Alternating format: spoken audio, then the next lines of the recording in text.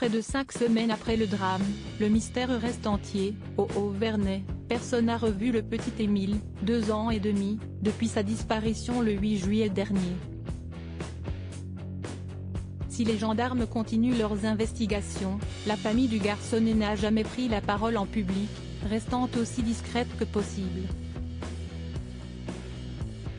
Notamment ses parents, Colomban et Marie, sur lesquels nos confrères de Paris Match avaient cependant enquêté.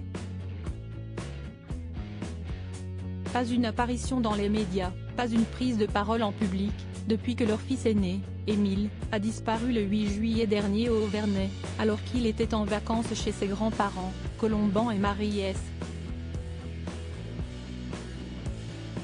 Ses parents sont restés aussi discrets que possible. À peine sorti de la maison familiale, où, avec le reste du clan, il se serait réfugié dans la prière, le jeune couple attire pourtant tous les regards. Et d'abord, par son âge. En effet, tous les deux sont encore très jeunes selon nos confrères de Paris Match qui les avaient décrits dans un portrait comme âgés d'une vingtaine d'années. Très jeunes, mais déjà parents de 2 enfants, Émile, bien sûr, puis la petite Alaïs, 1 an.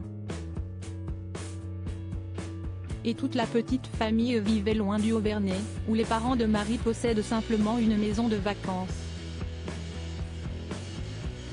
Depuis quelques années en effet, le couple et ses 2 bambins résident à la Bouilladisse dans les Bouches-du-Rhône, dans une maison modeste sur 2 étages, en pleine rénovation. Si est d'ailleurs pendant ces travaux que Colomban avait appris la disparition de son fils, le 8 juillet dernier. Ingénieur, le jeune papa avait ensuite participé aux battues pour retrouver le garçonnet. Et intriguer les riverains par son comportement, trop calme. Fumant la pipe, celui-ci serait apparu pour certains trop maître de ses émotions et avait quelque peu choqué.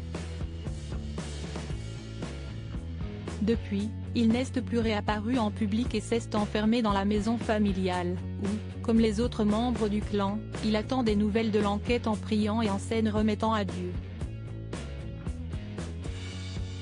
Très pieux en effet, comme le reste de la famille d'ailleurs, qui a parfois été décrite comme sectaire, le couple est habitué à consacrer du temps à la religion.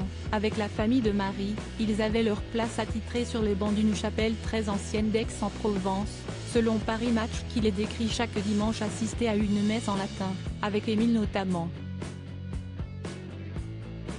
Des parents discrets, donc, et protégés par la famille qui fait bloc autour d'eux et n'est pas non plus sorti de sa réserve.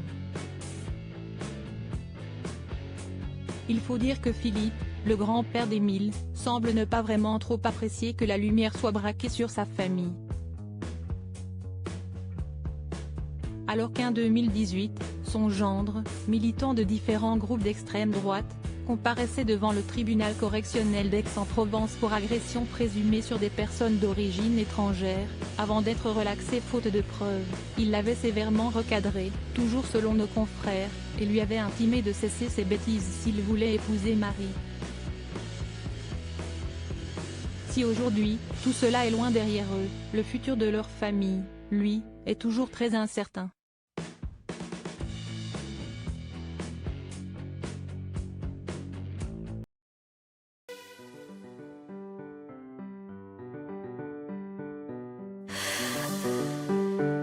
The